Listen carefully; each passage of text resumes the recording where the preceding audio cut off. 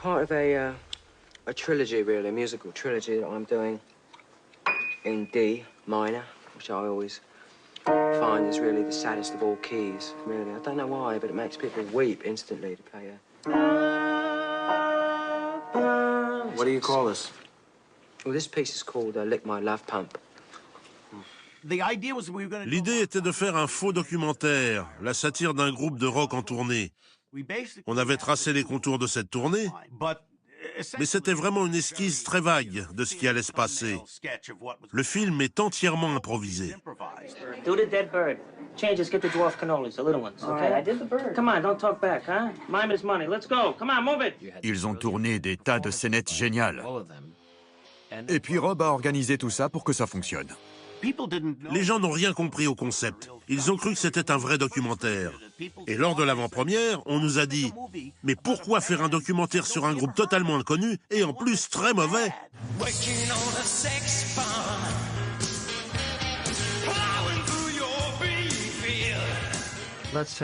On peut comparer un projet de film à un carré.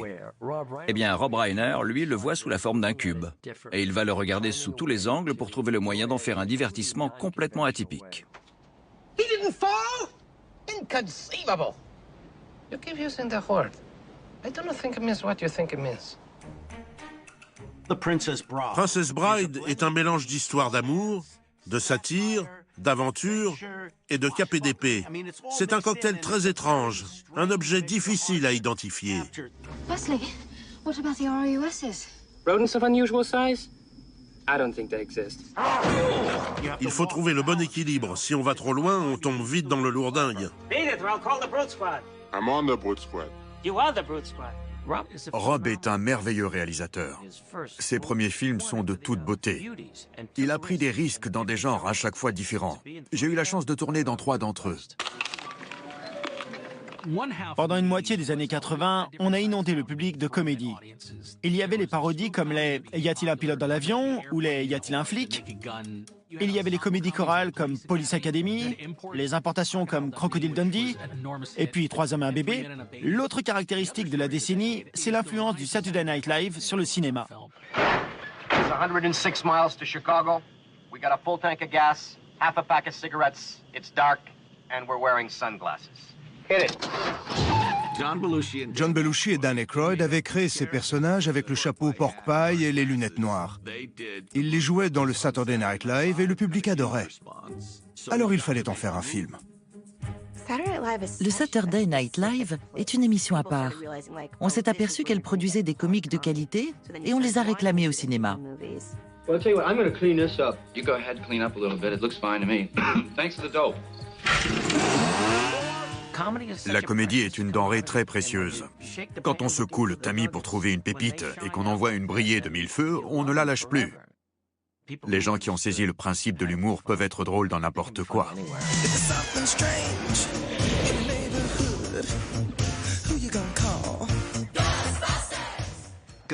SOS Fantôme est un film assez unique parce qu'il conjugue science-fiction, action et comédie.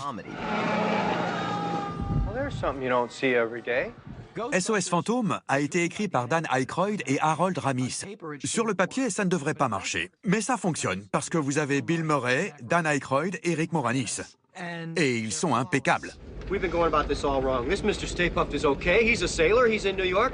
We get this guy laid, we won't have any trouble. Bill Murray aime explorer les limites pour voir s'il peut échapper en quelque sorte aux contraintes des conventions. On aurait envie d'être aussi désinhibé que lui. Au lieu de vouer un culte aux musiciens, on vénère des comiques et des humoristes. Il y a cette idée que la comédie des années 1980 va remplacer le rock'n'roll. All right, listen up.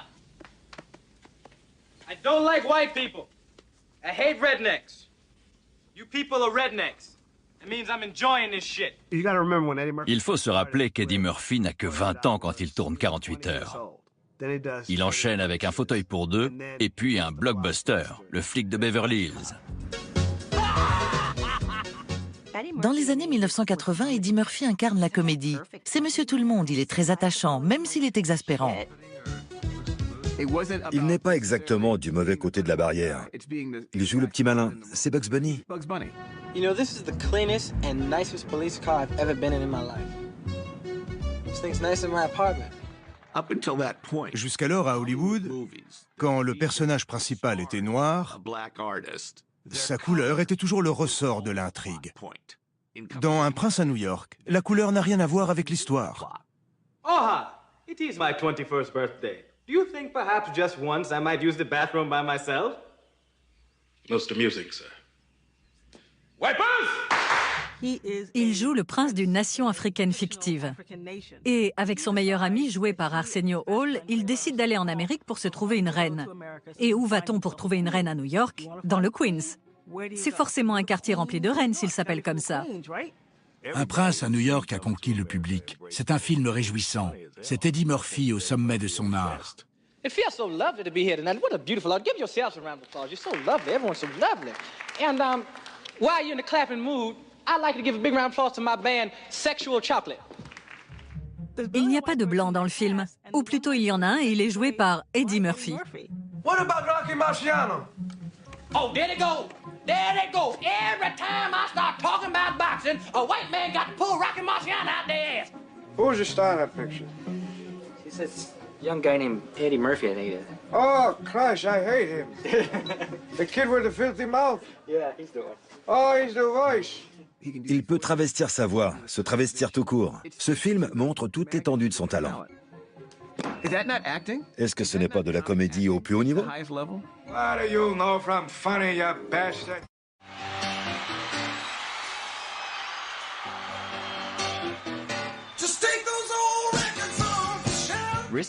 Risky Business a révélé Tom Cruise au grand public. On ne l'a pas aimé uniquement pour la scène de danse en caleçon, mais c'était un plus. Are you ready for me, Ralph? Risky Business est surprenant. On croit à une comédie classique pour adolescents avec sa connotation sexuelle parce qu'on voit un ado qui ouvre un bordel chez lui. Mais c'est une œuvre très noire sur le capitalisme et la vénalité. Tom Cruise n'avait pratiquement rien fait. Mais il est parvenu à rendre la complexité du personnage entre son allure de jeune homme bien élevé et ses mauvais instincts. On a su tout de suite qu'il allait devenir une star.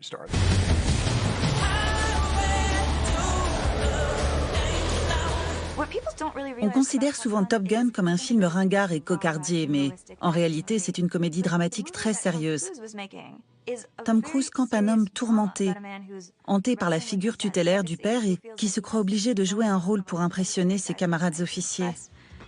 C'est un film sur les comportements masculins. Ses choix de rôle après Top Gun vont révéler sa personnalité et son ambition. You're also a natural character. I've been telling her that. You know, I got natural character. No, that's not what I said, kid. I said you are a natural character. You're an incredible flake. Paul Newman et Tom Cruise, c'est l'ancien et le nouveau. C'est un peu la suite de l'arnaqueur. Le personnage de Paul Newman est un arnaqueur. C'est tout ce qu'il sait faire. Et s'il prenait ce jeune type sous son aile pour le corrompre et qu'il se faisait arnaquer? I showed you all I got. I showed you my ass in here. Now what the hell else do you want?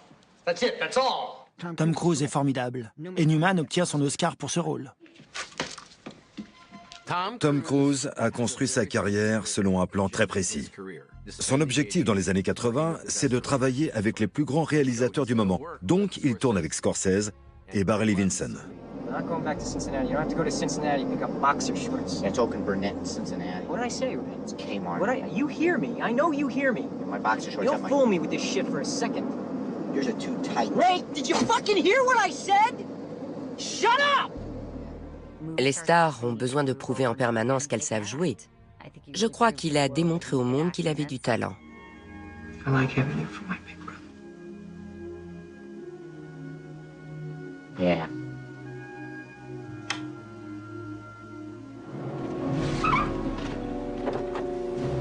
Let me see some ID. All right, you're under arrest. Le personnage de John Rambo est l'une des grandes icônes du cinéma des années 1980. Mais on a tendance à oublier qu'il apparaît dans des films dont la facture est beaucoup plus proche du cinéma des années 1970. Le premier Rambo est un film très noir sur la façon dont l'Amérique a abandonné ses vétérans. On ne sait pas quoi faire d'eux à leur retour. On fabrique des tueurs et ensuite on les laisse livrer à eux-mêmes dans la nature. C'est une histoire assez dure. Et même si c'est un film d'action avec Sylvester Stallone, c'est d'un grand réalisme. Le deuxième opus envoie tout ça à la poubelle et reprend tout à zéro. Sir, do we get to win this time? This time it's up to you. Il y avait un besoin de réparer les échecs des années 1960-70. On ne peut pas réécrire l'histoire, mais on peut retourner sur place et récupérer les prisonniers de guerre. On peut renvoyer au bercail ces représentants de la puissance américaine. I must break you. Stallone avait consacré beaucoup d'efforts à se construire un torse musculeux parfaitement ciselé.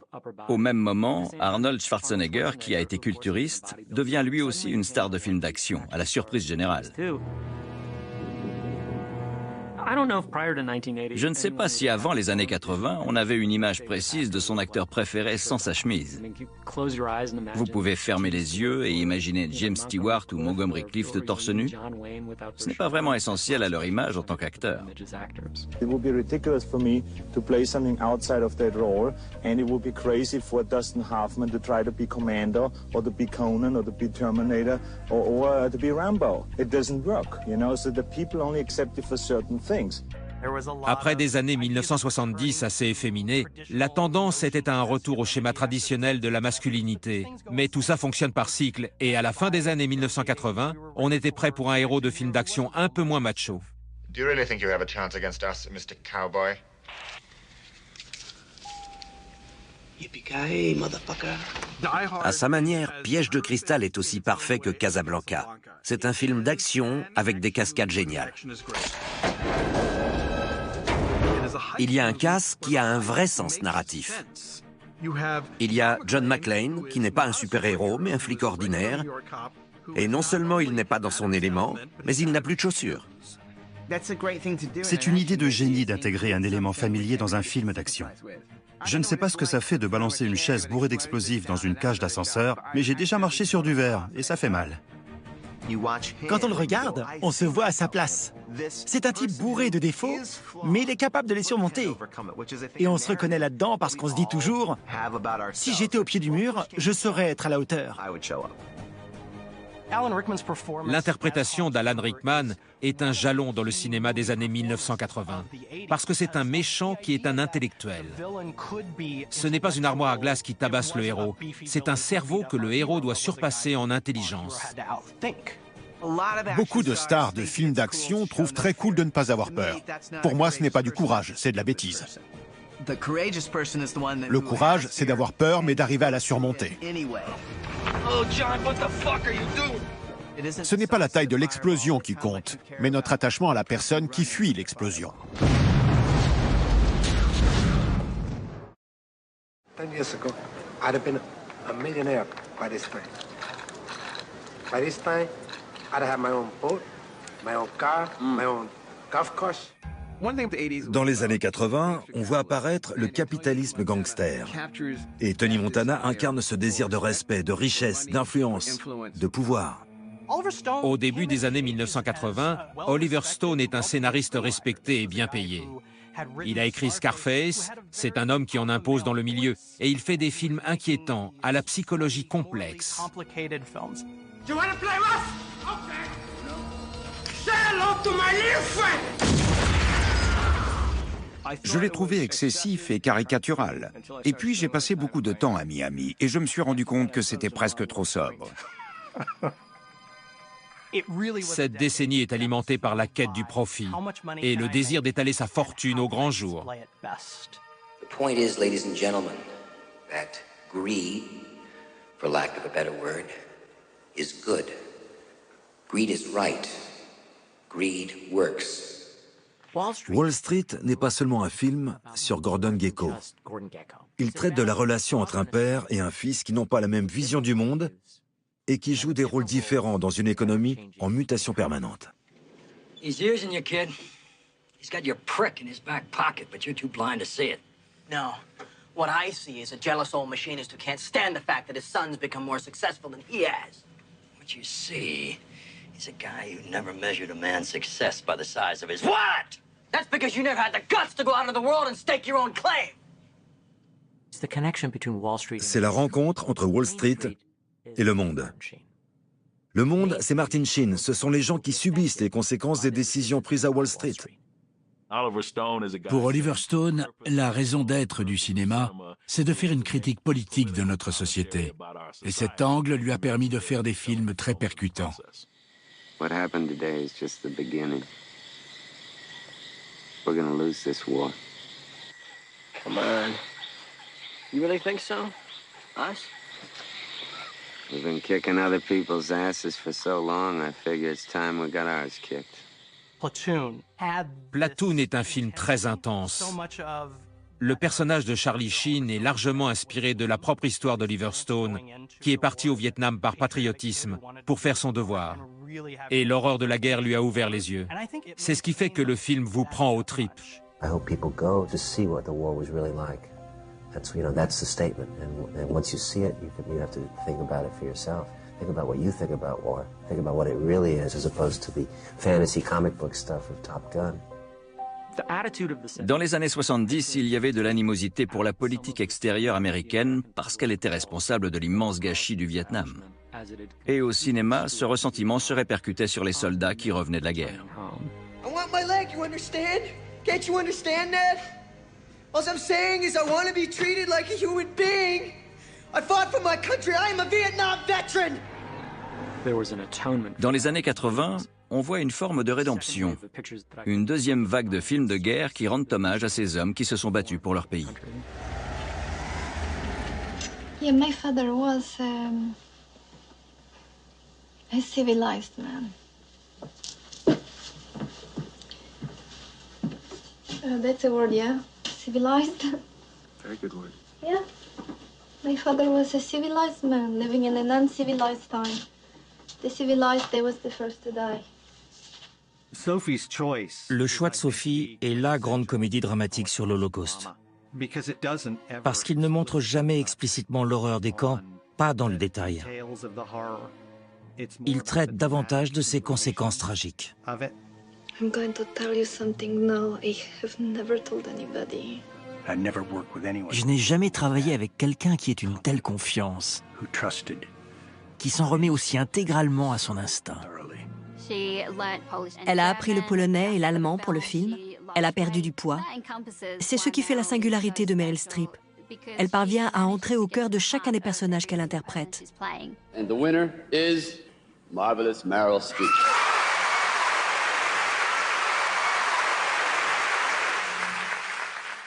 On peut demander à Meryl de faire n'importe quoi, elle sera toujours crédible. Somebody spiked my urine sample container. Who? Boy. Well, how do I know who? Anybody could have done it. Can you stay?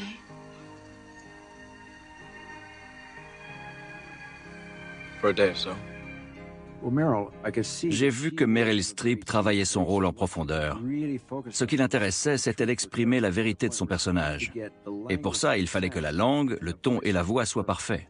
Elle était inflexible là-dessus, et elle était déterminée à y parvenir. People marry, it's not revolutionary. There's some animals that mate for life. Geese. You know, you use the damn animals for your own argument. You won't let me use them for mine. The nominees for performance by an actress in a leading role: Meryl Streep in Out of Africa. Meryl Streep in Iron Weed. From A Cry in the Dark, Meryl Streep. Elle a vraiment transcendé le métier d'acteur. Elle est passée de l'autre côté du miroir. Elle ne jouait pas une femme avec un accent australien, elle était une mère australienne. We're talking about my baby daughter. Not some object. Beaucoup de stars n'ont pas de talent de comédien. Et il y a beaucoup de grands acteurs qui ne deviennent pas des stars. Mais Meryl Streep est les deux. What does that mean to you, movie star?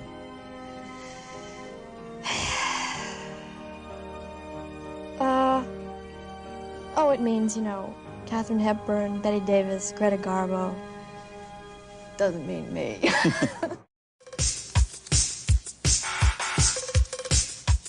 Flashdance, c'était vraiment quelque chose.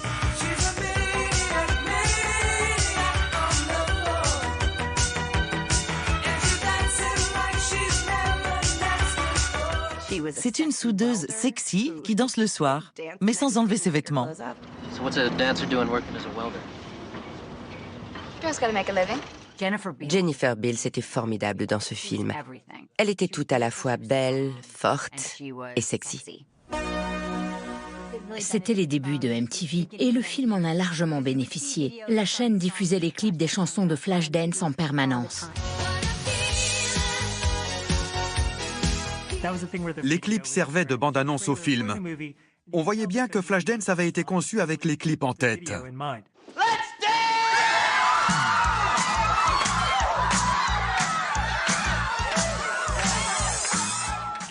La musique de Kenny Loggins pour Footloose a cassé la baraque.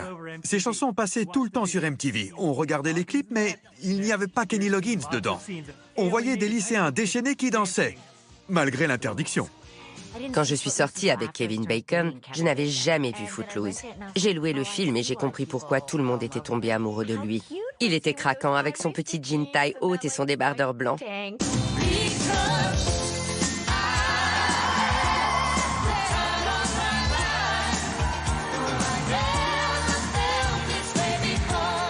La cible de ces films, c'était clairement les adolescents. On savait que dès qu'ils sortiraient de la salle, ils fonceraient acheter la BO.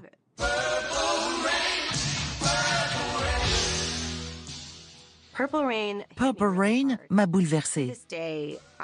À ce jour, je n'ai jamais vu d'autres films grand public qui donnent une telle place à la musique dans la construction de l'émotion.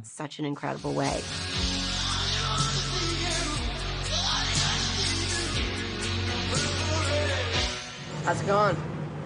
How's what going? You know, things, life, whatnot. Life is not whatnot, and it's none of your business. Les scénarios de John Hughes sont vivants et très drôles. J'ai lu 16 bougies pour Sam allongé sur la banquette arrière de la voiture de mes parents à pouffer de rire. On attendait ces films avec impatience, parce qu'on savait qu'on allait passer un bon moment et qu'on allait voir des ados qui nous ressemblaient ou qui ressemblaient à ce qu'on rêvait d'être. My father will come home, you see what I did. I can't hide this. He'll come home, he'll see what I did, he'll have to deal with me. C'était profond. Dans La folle journée de Ferris Bueller, le personnage d'Alan Ruck est très fouillé. Matthew Broderick interprétait le petit malin déjanté, mais Alan Ruck était terrorisé par ce père odieux. C'était vraiment poignant. Here we are. I want to congratulate you for being on time. Excuse me, sir. I think there's been a mistake. I know it's detention, but I don't think I belong in here. The Breakfast Club, c'est la référence du film pour ados. Il montre la difficulté de cet âge de la vie et les barrières entre différentes cliques. Il faut se retrouver enfermé dans une pièce pour les abolir. Les 20 premières minutes du Breakfast Club sont rigoureusement parfaites, dans la structure de la narration et dans la présentation des personnages. C'est mon John Hughes préféré. Il est vraiment à part et il était très nouveau à l'époque. So on Monday, what happens? Are we still friends, you mean? We're friends now, that is? Yeah. You want the truth? Yeah, I want the truth. I don't think so. The picture was saying to adults, what those characters were saying to adults is, please listen to me. My being upset because someone doesn't like me or I don't have any friends or whatever, looks relatively insignificant to you, but it's really hurting me. C'était déchirant, parce qu'on voyait des ados parler de choses que d'habitude ils gardaient pour eux. On n'évoquait jamais ces sujets douloureux au lycée et avec les gens de son âge.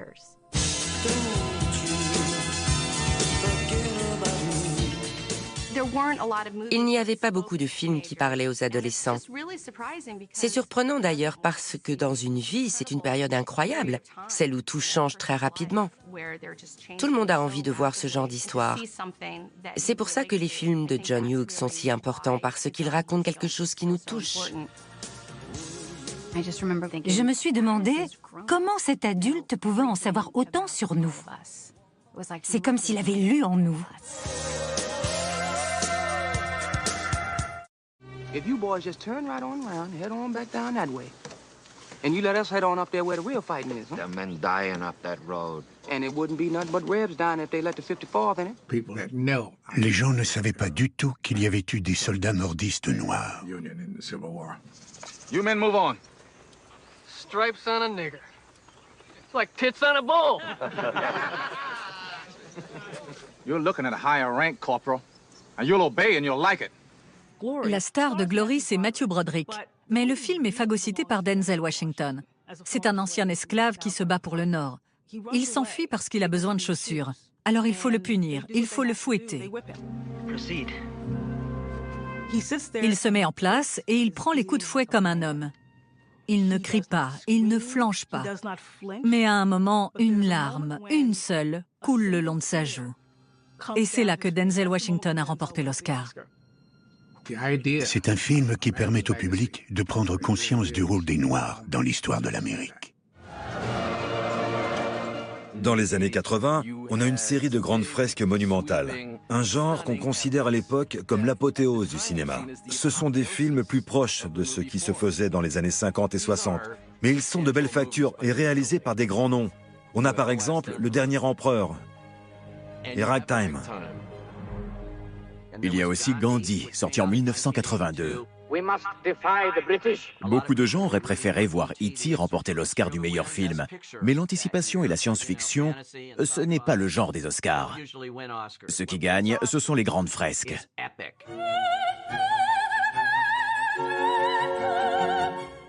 Amadeus est une réflexion sur le génie. I know your work well, Signore. Do you know I actually composed some variations on a melody of yours? Oh, really? Which one? Mio caro Adonne. Well, I'm flattered.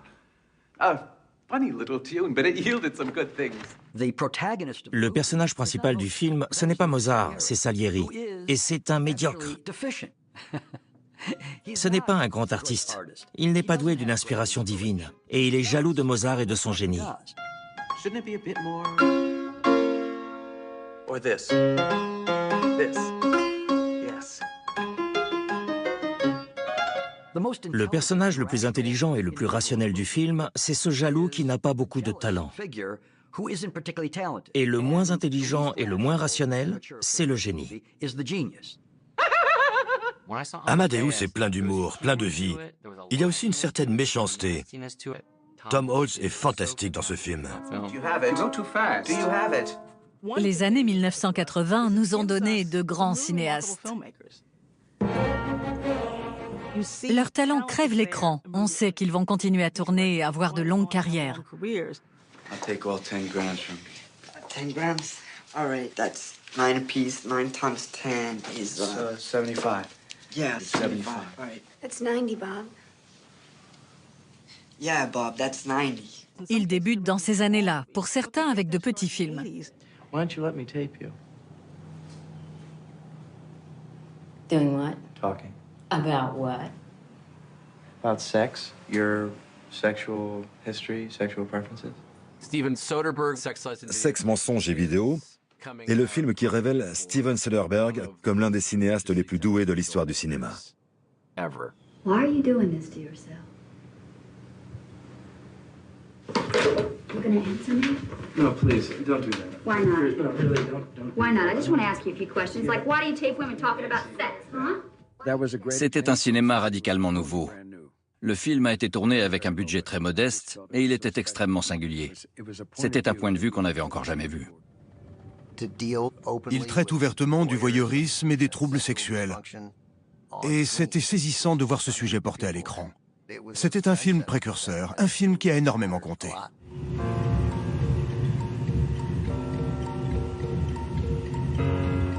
100% est le premier film de Joel et Ethan Coen. C'est un croisement entre le gore et le film noir. Ils savaient qu'ils tenaient une bonne carte de visite s'ils arrivaient à faire peur. Leurs films sont d'une grande intensité et très inventifs. On a toujours l'impression qu'ils sont adaptés d'un roman dont personne n'a jamais entendu parler. Chaque plan, chaque réplique, chaque note de musique est pensée et réfléchie. Et c'est brutal. Leurs films sont pleins de chocs viscéraux. Et à côté de ça, il y a des séquences drôlatiques. Turn to the right. What's the matter, Ed? My finance left me. Ils venaient de finir d'écrire Arizona Junior et ils m'ont demandé de le lire. J'ai trouvé ce scénario formidable, génial et tellement drôle. Pour moi, Arizona Junior est un chef-d'œuvre. Ils ont pris un dialogue mitraillette, dans le style de Preston Sturges, pour le mettre dans la bouche de Plouk du fin fond de l'Arizona. You busted out of jail. No, ma'am. We released ourselves on our own recognizance. What Evel here is trying to say is that we felt the institution no longer had anything to offer us. On se dit, je ne savais pas qu'on avait le droit de faire ça. Ils ont quand même mis du banjo et des chants tyroliens. Même maintenant, je n'aurais pas le courage de faire une BO pareille. Et ce n'était que leur deuxième film. Ces cinéastes disposent du même matériel que les autres. Ils ont le même terrain de jeu. Et pourtant, ils créent une esthétique complètement différente de tout ce qu'on a vu jusqu'alors. C'est énorme. C'est un triomphe.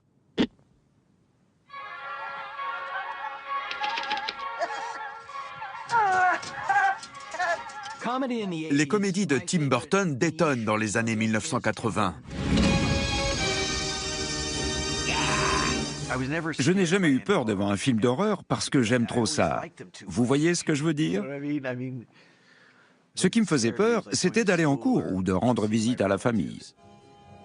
J'adore Tim Burton, parce qu'on ne fait pas mieux comme réalisateur. Il est vraiment unique. On voit les rayures en noir et blanc, l'atmosphère du film, et on sait que c'est un grand artiste. L'idée de base de Beetlejuice, c'est que les vivants sont terrifiants et les morts sont des personnes ordinaires. Au début de ma carrière, j'ai eu la chance de travailler avec des gens qui maîtrisaient l'art de l'improvisation. C'est le cas de Michael Keaton. Il vient de ce milieu. L'énergie de la performance est complètement différente. Il y a une base écrite, mais ensuite ça déraille. On part dans des digressions folles. Michael excelle dans cette discipline. C'est une vraie cocotte minute. On sous-estime complètement Beetlejuice. C'est un film très apprécié, mais il est quand même sous-évalué, parce qu'il ne devrait pas fonctionner. Je ne sais pas si c'est un film d'horreur infiltré dans une comédie ou l'inverse. Je ne sais pas quel algorithme régit tout ça, mais ça fonctionne.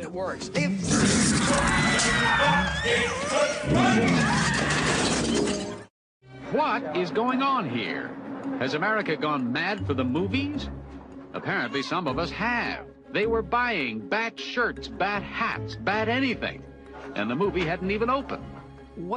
La nouveauté avec ce film de Tim Burton, c'est que la machine marketing commence à faire saliver le public un an avant la sortie. Je finis le tournage et je vois l'affiche du film dans la rue.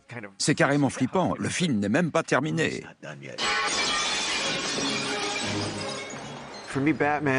Pour moi, l'imagerie de Batman tient plus de l'horreur que du comic book. C'est ce que j'aime dans la BD. Et j'aime bien cette double personnalité, cet homme partagé entre l'ombre et la lumière. Pour toutes ces raisons, Batman était mon super-héros préféré. Visuellement, c'est intemporel. Il nous empêche délibérément d'identifier une époque précise. On croit être dans les années 1940, et puis on voit une voiture des années 70. Il joue avec tous ces détails. On a eu la chance de tourner Batman avant la mode des films de super-héros. À l'époque, c'était encore nouveau. Batman a engendré tout ce qu'on a vu par la suite dans ce domaine.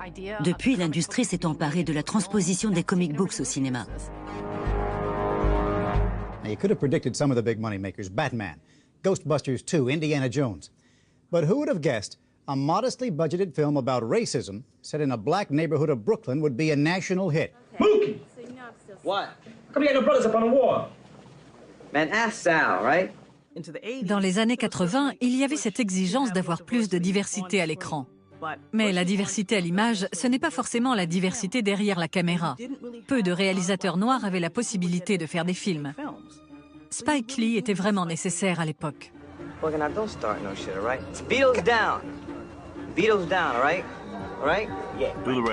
C'est certainement l'un des films les plus importants de l'histoire du cinéma, parce qu'il concerne la représentation des races. C'était comme une grenade culturelle qu'on aurait dégoupillée. Ce film dit des choses incroyables, des choses qui étaient jusqu'alors sous la surface et qu'on n'avait jamais exprimées comme ça. Pino, who's your favorite basketball player? Magic Johnson. Who's your favorite movie star? Eddie Murphy. Who's your favorite rock star? Prince. You're a Prince boss. Bruce. Prince. Bruce. Pino, all you ever talk about is nigga this and nigga that. And all your favorite people are so-called niggas. C'est un instantané du New York de cette époque. Et en même temps, c'est universel. Tout le monde interagit, et c'est drôle.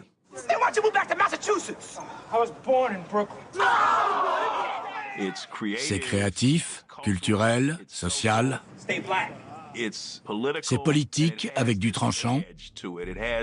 C'est un film essentiellement provocateur.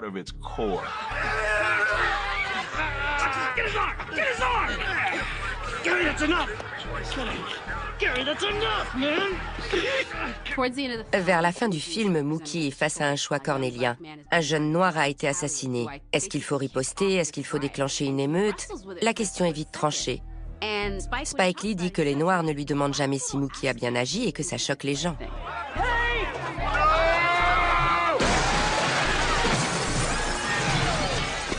À la fin du film, Mookie représente la colère noire. C'était important pour Spike Lee de faire ce constat. Voilà où nous en sommes.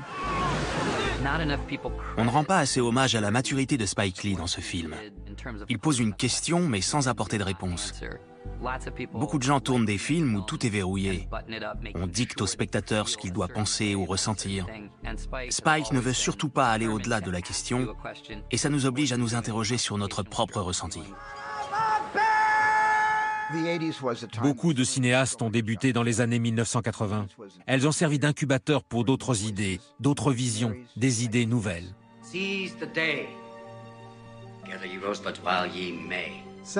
Pour moi, le cinéma a toujours été une échappatoire, une façon de fuir ce que je vivais. Ce que j'aime dans le cinéma, c'est le fait d'entrer dans une salle et d'être emporté ailleurs, dans un autre monde. C'est formidable de s'asseoir au fond d'une salle de cinéma et de sentir le plaisir du public. C'est quelque chose de merveilleux.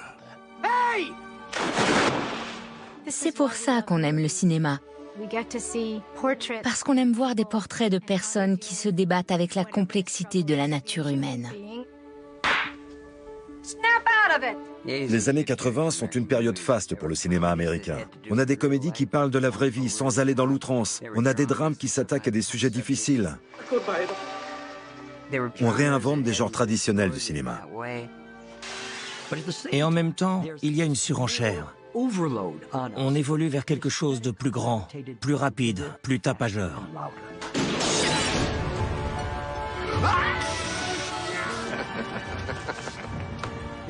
C'est le seul médium qui permet de présenter à la fois une histoire et du grand spectacle.